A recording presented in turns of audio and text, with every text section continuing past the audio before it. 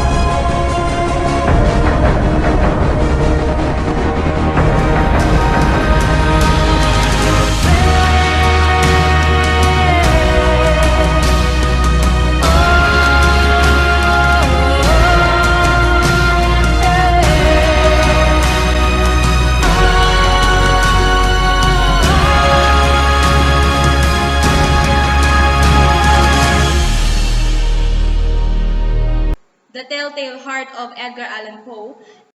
True. Nervous. Very, very dreadfully nervous. I had been and am. But why will you say that I am mad? I hear all things in the heaven and in the earth. I hear many things in hell. Hearken and observe how healthily, how calmly I can tell you the whole story. It is impossible to say how first the idea entered my brain. Object there was none, passion there was none. I love the old man. You should have seen how wisely I proceeded, with what caution, with what foresight, with what dissimulation I went to work. And this I did for 7 long nights, every night just at midnight.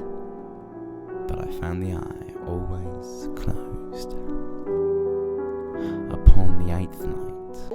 And The Scarlet Letter of Nathaniel Hawthorne.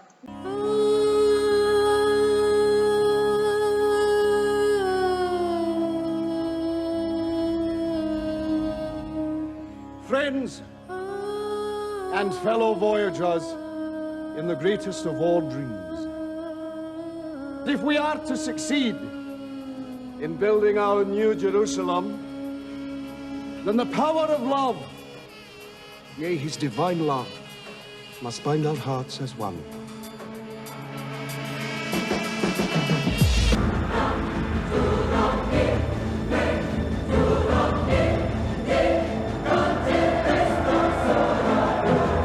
Do you not believe that you have sinned? I believe I have sinned in your eyes.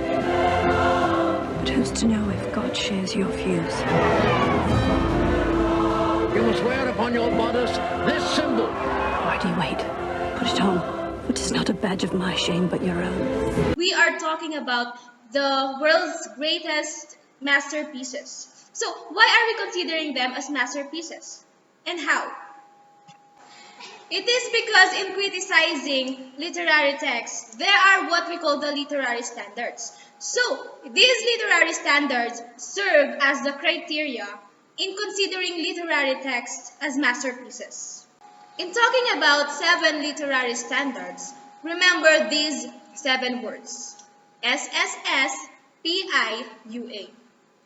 S for suggestiveness, another S for spiritual value, S for style, P for permanence, I for intellectual value, U for universality, and A for artistry.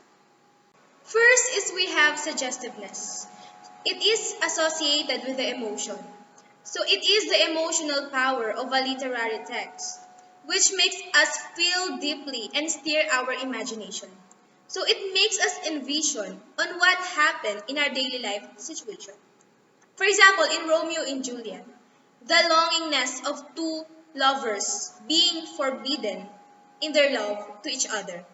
So there is this emotion wherein we encounter somehow in our lives wherein we are being forbid to meet or to have this such relationship to our loved one. Second is we have spiritual value. A good literary text should elevate the spirit and bringing the good moral value. It allows the readers to reflect and it inspires the readers to become a better person. Third is we have style. In style, it is the way in which a writer expresses and organizes his idea. In style also we can see on how the writer envisioned the life in different ways. Also, in style, there is what we call the genres. And good writers are well known to their different genres. For example, Edgar Allan Poe.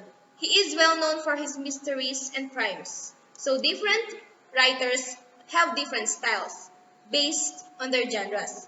And that is their style, original style. Fourth is we have permanence. If we say permanence, it never fades. And these are the themes that can be discussed through generation to generation. For example, the theme of love or sibling rivalry. Before, if we talk about love, people can relate and reflect to that. Even nowadays, if we say love, they can adopt or they can reflect to themselves what is being happened to the literary text based on their experiences. Fifth is we have intellectual value. A good literary work should stimulate thought. So it should enrich our mental capability and makes us realize the fundamental truths towards life and human nature.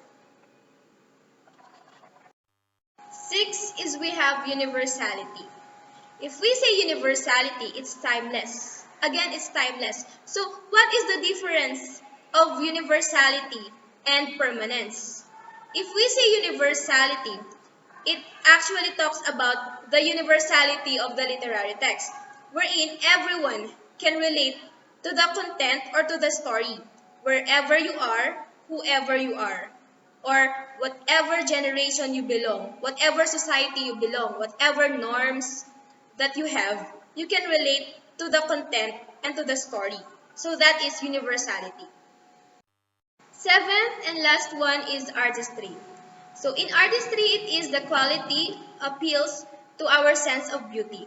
It is kind of subjective because if we say beauty, there are some factors or different factors affecting our criteria or standards in considering something as beautiful.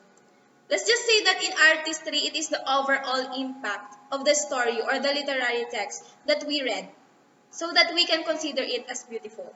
Let's just say that in artistry, it has all the elements or all the standards of literary text to consider this as a masterpiece. Okay, so those are the 7 literary standards. Remember the SSSPIUA. S for suggestiveness, another S for spiritual value, S for style, P for permanence, I for intellectual value, U for universality, and A for artistry. So, it is still up to you if you are going to consider a literary text as a masterpiece. Anyway, it's kind of subjective because it is your own judgment and criticism. So you better start reading. And I am challenging you to formulate your own standards. What you like to shine for? Just give me you, just give me you, just give me you. That's all I wanna do.